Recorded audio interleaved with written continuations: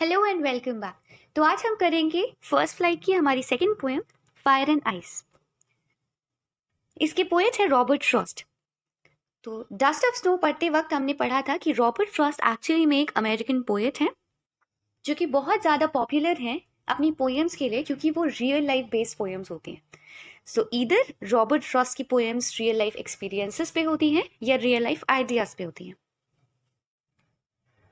इससे पहले 9th class में भी हमने रॉबर्ट फ्रॉस्ट की एक पोएम पढ़ी थी जो कि बहुत पॉपुलर है, the road not taken.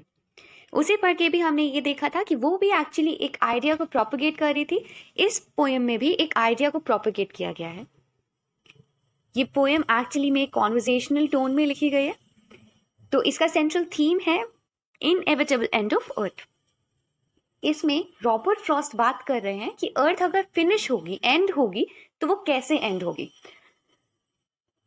Robert Frost के हिसाब से अर्थ के एंड होने का एक बहुत इंपॉर्टेंट रीजन, एक कॉज हो सकता है ह्यूमन काइंड की कैपेबिलिटीज, मतलब ह्यूमन बींग्स का बिहेवियर, ह्यूमन बींग्स के इमोशंस अर्थ के एंड होने का एक बहुत इंपॉर्टेंट जरिया बन सकते हैं। सो इससे पहले कि हम लाइन बाय लाइन मीनिंग देखें इस पोएम का, मैं आपको पहले ही बता देती हूँ कि ये एक्चुअली में एक सिंबॉलिक पोएम है। तो अगर मैं कहीं पर फायर का यूज कर रही हूँ तो जरूरी नहीं है वो वर्ड उसके लिटरल सेंस की तरह आप लें। फायर मतलब आग की तरह आप नहीं लेंगे। ये एक्चुअली में एक सिंबॉलिक पोएम है। तो यहाँ पर हर एक वर्ड का एक सिंबल की तरह यूज किया गया है। जैसे फायर यहाँ पर डिजायर को रिप्रेजेंट करता है, तो फायर डिजायर या पैशन। और दूसरी चीज जो हम सिंबलाइज करेंगे वो है आइस।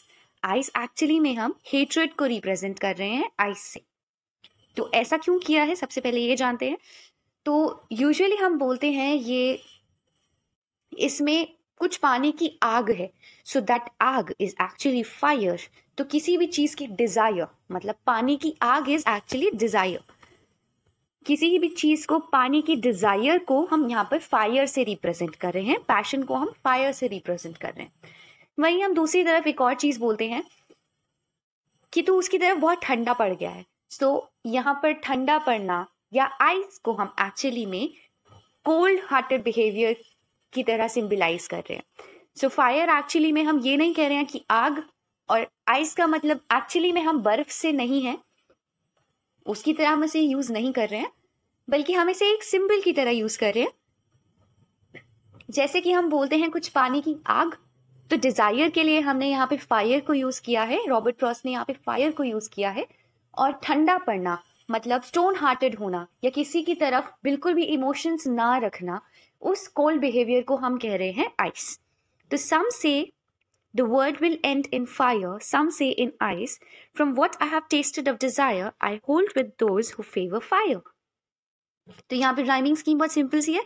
अब देखिए, फायर यहाँ पर राइम कर रहा है डिजायर के साथ, और सेकेंड लाइन में आइस यहाँ पर किसी भी चीज के साथ राइम नहीं कर रहा है। तो आप उस हिसाब से इसकी राइमिंग स्कीम सेट कर सकते हैं। एंड में हम अभी देखेंगे, आगे स्लाइड्स में हम देखेंगे इसकी एक्चुअल राइमिंग स्कीम है क्या। उससे पहले हम इसका एक्सप्लेनेशन देख लेते हैं।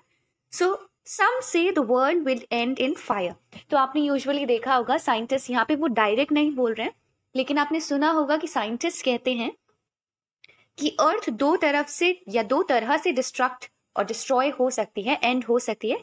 एक उसका रीजन हो सकता है फायर, विच इज हीट, कि अर्थ का टेम्परेचर इतना बढ़ जाएगा कि अर्थ एंड हो जाएगी, अर्थ कंप्लीटली उस पर लाइफ सस्टेन होना बंद हो जाएगी। और सेकेंड रीजन साइंटिस्ट यूजुअली सोचते हैं कि इट कैन बी आइस, कि अर्थ का टेम्परेचर इतना लो हो जाएगा कि अर्थ फ्रीजिंग पॉइंट के नजदीक पहुंच जाएगी, जिसकी वजह से लाइफ इस पे सस्टेन नहीं कर पाएगी और अर्थ एंड हो जाएगी। सो यहाँ पर उन्हीं दोनों चीजों को, उसी आइडिया को पिक करके उसको रिलेट किया गया है, उसे सिंबलाइज किया गया है और उसे एसोसिएट किया गया है ह्यूमन इमोशंस के साथ। सो फ्रॉस्ट बोलते हैं कि सम say the world will end in fire. कुछ लोग कहते हैं कि अर्थ फिनिश होगी, वर्ल्ड फिनिश होगी फायर के साथ, फायर की वजह से। सम से इन आइस, कुछ कहते हैं कि ये आइस की वजह से फिनिश होगी, आइस की वजह से एंड होगी। From what I have tested of desire, अब यहाँ पर उनका टेस्टेड से क्या मतलब है? टेस्टेड मतलब उनका फर्स्ट हैंड एक्सपीरियंस, कि उन्होंने क्या एक्सपीरियंस किया है। सो फ्रॉस्ट कहते हैं कि जो कि मैंने एक्सपीरियंस किया है डिजायर के साथ, किसी के भी पाने की आग के साथ। It can be love, it can be of some other thing, किसी भी एक चीज को पाने की आग, दैट इज फायर एक्चुअली। उस चीज की डिजायर, किसी भी चीज की डिजायर को जहां तक मैंने एक्सपीरियंस किया है, I hold with those who favour fire, मैं उनके साथ ज्यादा हूं जो कि कहते हैं कि ये अर्थ फिनिश होगी, ये अर्थ एंड होगी फायर की वजह से। सो एक्चुअली में ये वर्ल्ड को अर्थ की तरह ना लेके ह्यूमन काइंड और ह्यूमैनिटी की तरह ज्यादा ले रहे हैं। सो यहाँ पर अर्थ को, वर्ल्ड को ह्यूमैनिटी की तरह लिया गया है कि हाँ, ह्यूमैनिटी कब एंड होगी। So it is ending with two things और ड्यू टू टू थिंग्स, एक है फायर, एक है आइस। तो पहला है डिजायर की वजह से या तो ह्यूमैनिटी खत्म हो सकती है, या फिर सेकेंडली आइस की वजह से, मतलब इमोशंस के एंड होने की वजह से, आइस कोल्ड बिहेवियर की वजह से ह्यूमैनिटी एंड हो सकती है। तो वहीं किसको सिंबलाइज कर रहा है एक्चुअली में, किसको रिप्रेजेंट करा है इसने, कि अर्थ फिनिश हो सकती है बहुत हाई टेम्परेचर की वजह से या बहुत एक्सट्रीमली लो टेम्परेचर की वजह से।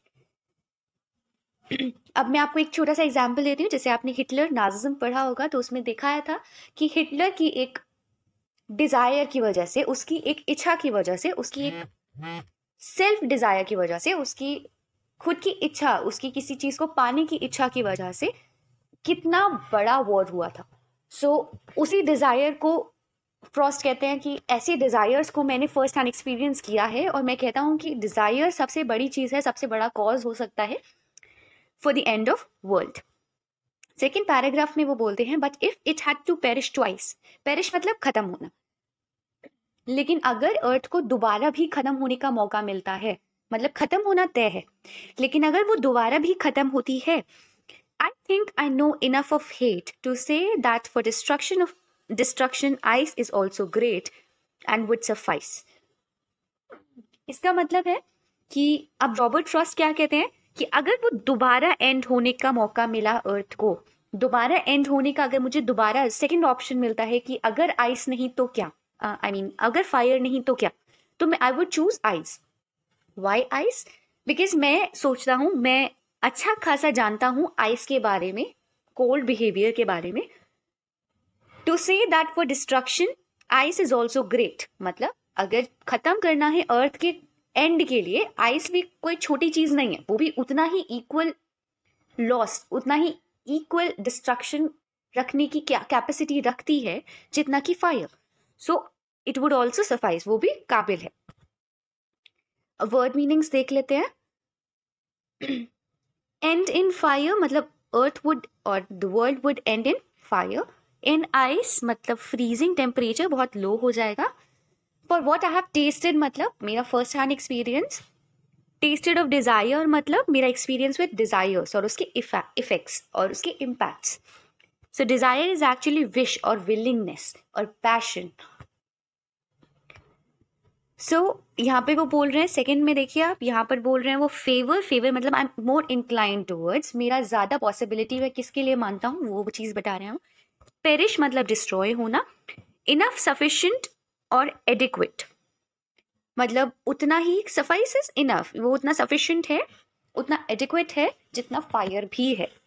Hate is dislike.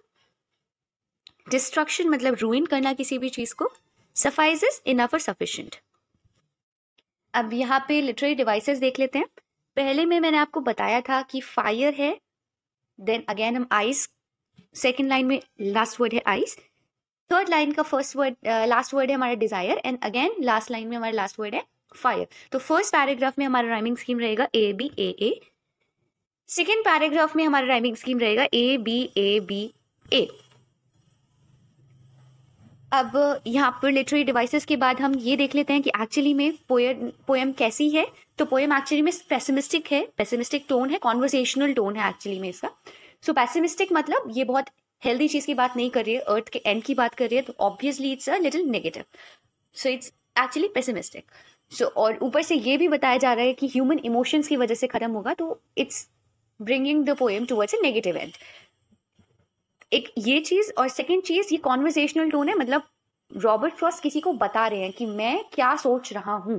So what is my perspective. what is my way of thinking, in which way I am thinking.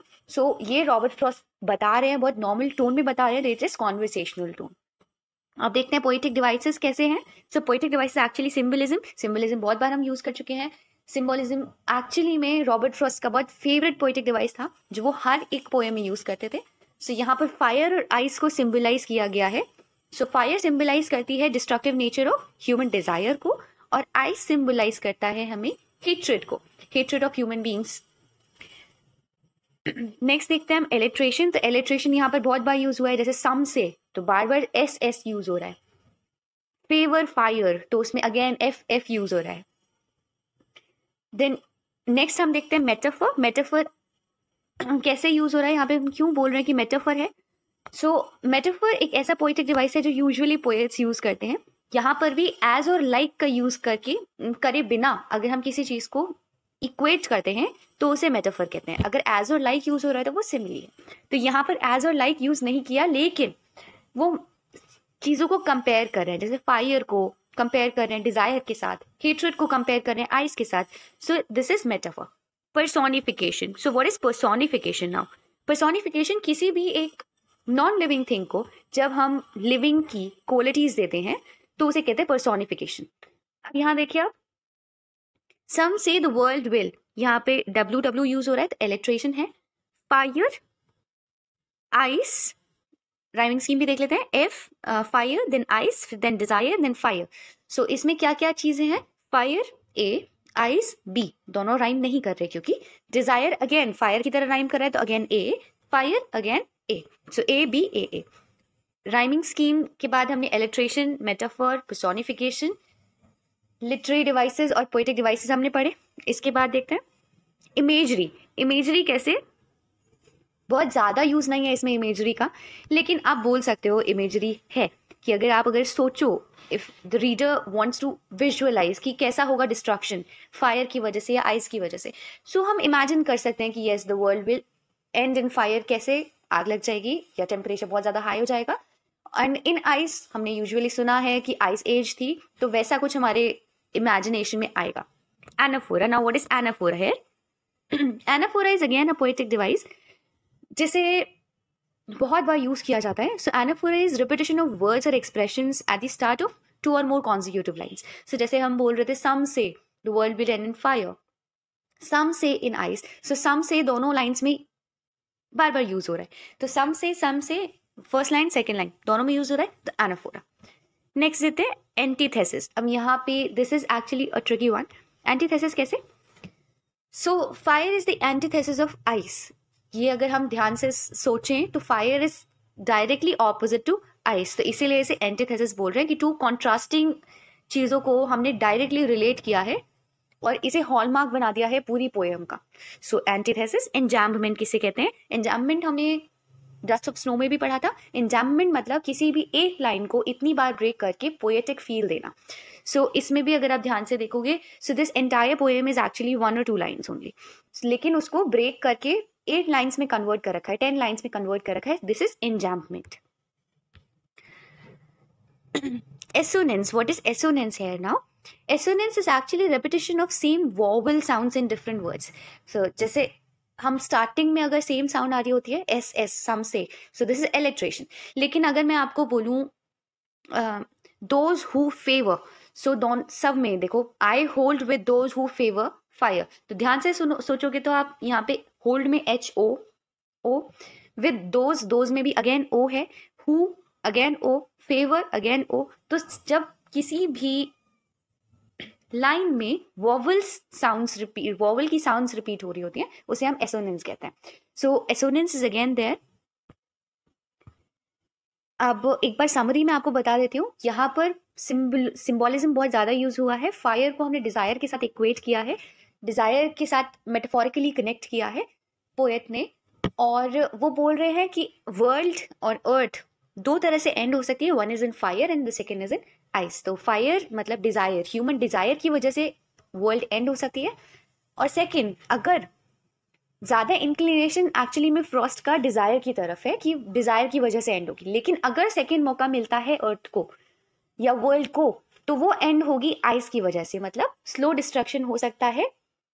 Fire instant destruction करती है, डिजायर इंस्टेंट डिस्ट्रक्शन करती है, लेकिन हमारा cold behaviour towards other human beings एक slow destruction का एक reason है, स्लो एंड का की तरफ हम प्रोसीड करते हैं थ्रू आइस। तो अगर सेकंड मौका मिलता है तो फायर इज इंस्टेंट, तो इंस्टेंटली अगर अर्थ एंड हो जाएगी तो फायर की वजह से होगी, लेकिन अगर दोबारा मौका मिलता है तो हमारा कोल्ड बिहेवियर इतना ज्यादा बढ़ जाएगा, आइस इतनी ज्यादा बढ़ जाएगी कि अर्थ एंड हो जाएगी आइस की वजह से। So this is actually the perspective of Robert Frost.